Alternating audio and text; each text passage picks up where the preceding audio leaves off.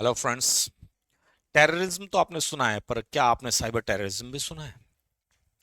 Terrorism तो वो है जब सीमा पार कर कोई आतंकी हमारे देश में हमला कर रहा है। पर अब साइबर वॉरफेयर शुरू हो चुके हैं। यानी अब हमले बॉर्डर पार करके नहीं हो रहे, हमले हवाई जहाज से नहीं हो रहे, हमले समुद्र के रास्ते से नहीं हो रहे।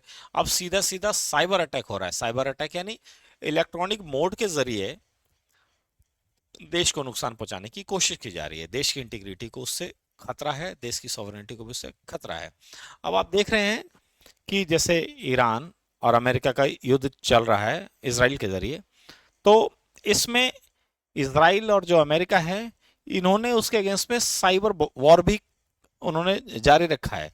उनके साइट्स को, उनके हॉस्पिटल्स को, उनके न्यूक्लियर साइट्स को, या अन्य जहां एनर्जी उत्पादन हो रहा है वहां पर साइबर अटैक किया, वायरस डाले, उनके सिस्टम को रोक लिया जा रहा है।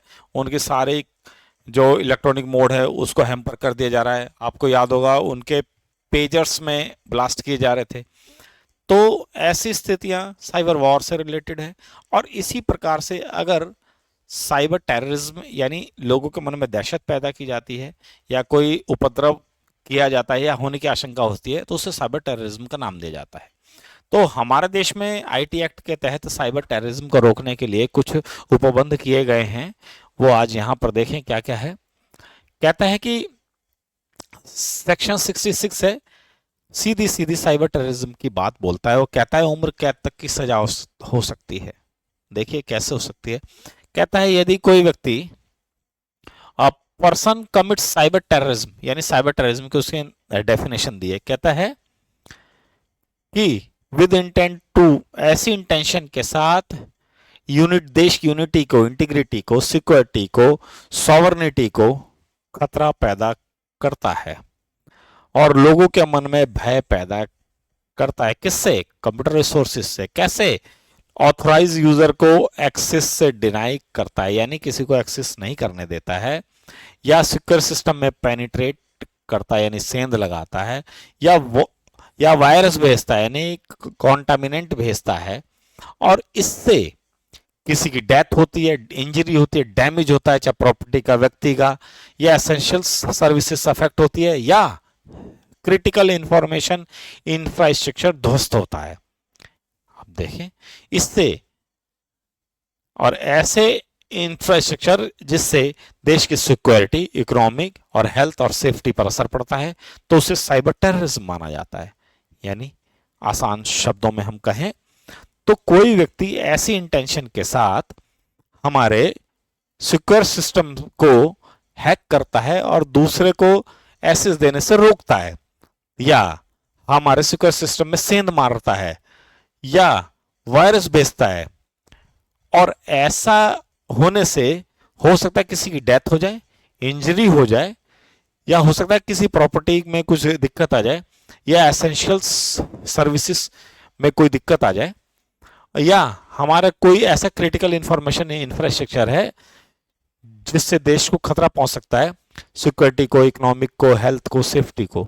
अब एक उदाहरण देता हूं।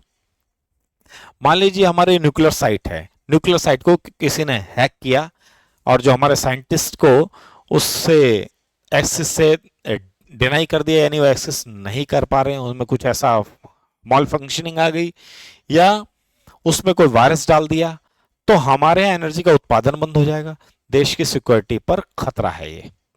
दूसरा आपने एग्जांपल सुना होगा, रिसेंट का एग्जांपल था साल भर पहले, दिल्ली एम्स में हेल्थ सर्विसेज इंपैक्ट हो गई पूरे एक दिन के लिए, क्योंकि शायद चाइना के हैकर्स ने हमारे देश में कुछ ऐसा वायरस डाल दिया कि किसी भी मरीज का इलाज नहीं हो पाया, उसके पर्चे नहीं बन पाए।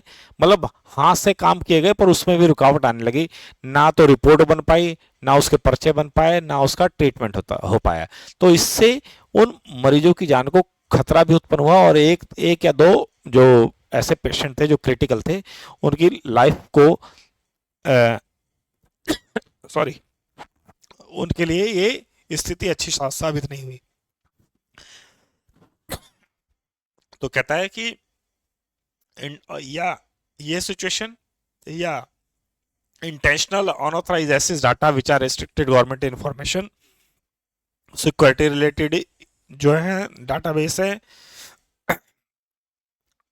यानी एक तो ये ए अभी जो बताया कि ऐसे ऐसी सिचुएशन को साइबर टेररिज्म माना जा सकता है, या देश की सिक्योरिटी से रिलेटेड जो इश्यूज हैं, यानी आर्मी की साइट्स को हैक करना, न्यूक्लियर साइट को हैक करना, या कोई ऐसी चीज करना जिससे हमारे फॉरेन रिलेशंस पे असर पड़ता है, या कोर्ट की डिफेमेशन होती है, टेररिस्ट ग्रुप को या एनिमीज को फायदा होता है ऐसी हैकिंग से, ऐसी सेंध से, इस तरीके से, तो उसे साइबर टेररिज्म माना जाएगा।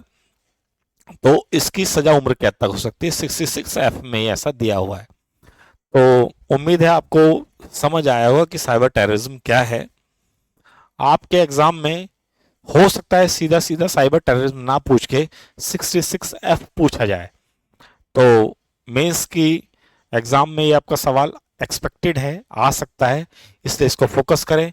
जब भी साइबर टेररिज्म की बात आती है या आपसे पूछे देश की सुरक्षा को कैसे खतरा है और कैसे इससे निपटा जाए, तो आप 66 ऑफ द आईटी एक्ट लिख सकते हैं। तो इसको ध्यान से रीड आउट जरूर करें, बेयर एक्ट को जरूर पढ़ें, राइटिंग पर ध्यान दें। Thank you.